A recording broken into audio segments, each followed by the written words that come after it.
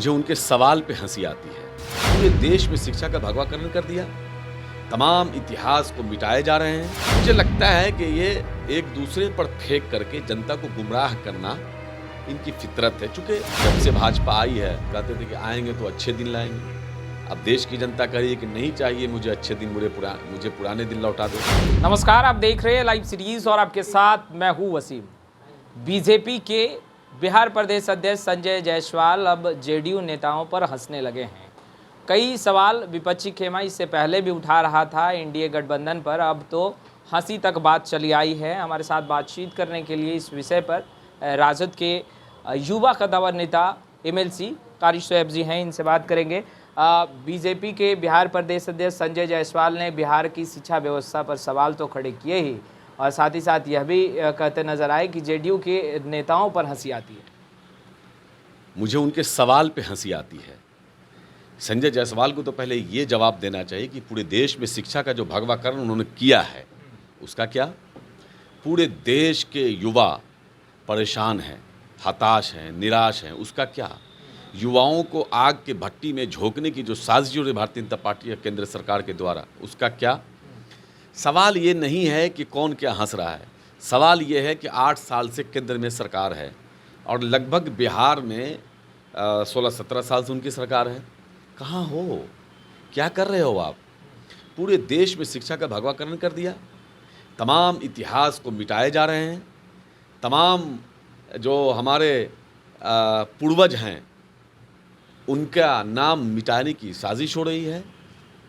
तो संजय जायसवाल जी को ये समझना चाहिए कि आखिर वो कब बताएंगे कि देश में शिक्षा का भगवाकरण क्यों किया जा रहा है, वो तो पहले जवाब दें।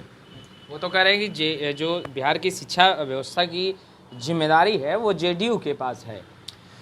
दोनों मिल के हैं ना, दोनों को ने जवाब देना होगा। डबल इंजन की सरकार है, भाजपा की केंद्र में भी सरकार है, तो अगर कोई कमी है तो आज आप बोल रहे हैं। इतने सालों से क्यों नहीं बोल रहे थे, इतने सालों से आप क्या कर रहे हैं। या भाजपा के पास जो विभाग है उसमें स्वास्थ्य में कौन सा भला हो रहा है। स्वास्थ्य चौपट हिंदुस्तान का सबसे बदतर तो हमारे बिहार का है। हज़ारों लोग कोरोना में मर गए, ऑक्सीजन के बिना मर गए। कितने लोगों की ज़मीन और उनके मकानात बिक गए इलाज के नाम पर। किस तरह से लूट मची हुई है। सरकारी अस्पताल का क्या हाल है आप देख सकते हैं, छुपा हुआ नहीं है। मुझे लगता है कि ये एक दूसरे पर फेंक करके जनता को गुमराह करना इनकी फितरत है। चूँकि ये जिनको मानते हैं, जो इनके नेता हैं, वो झूठ, मक्कारी, अय्यारी और गुमराही इनका चरित्र है।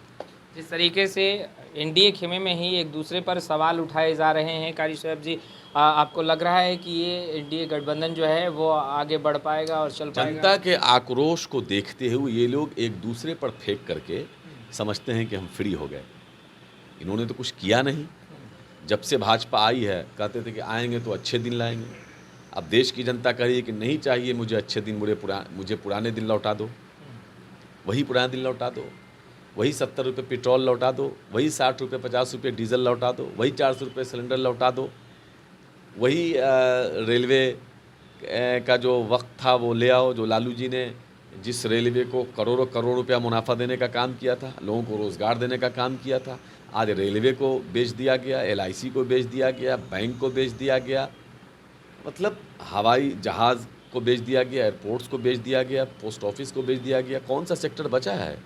जो बचा है वो भी लाइन में लगा हुआ है बिकने के लिए। तो देश कह रहा है कि नहीं चाहिए मुझे अच्छे दिन, पुराने दिन लौटा दो। तो आपने सुना, कारी शोएब को साफ तौर पर कहते नज़र आ रहे हैं कि देश की जनता, बिहार की जनता पुराने दिन मांग रहे हैं अपने, और ऐसे में सत्ता पक्ष में जो नेता बैठे हैं वो एक दूसरे पर ही सवाल उठा रहे हैं। खैर, लाइव सिटीज़ के साथ बने रहें। आपका बहुत बहुत शुक्रिया।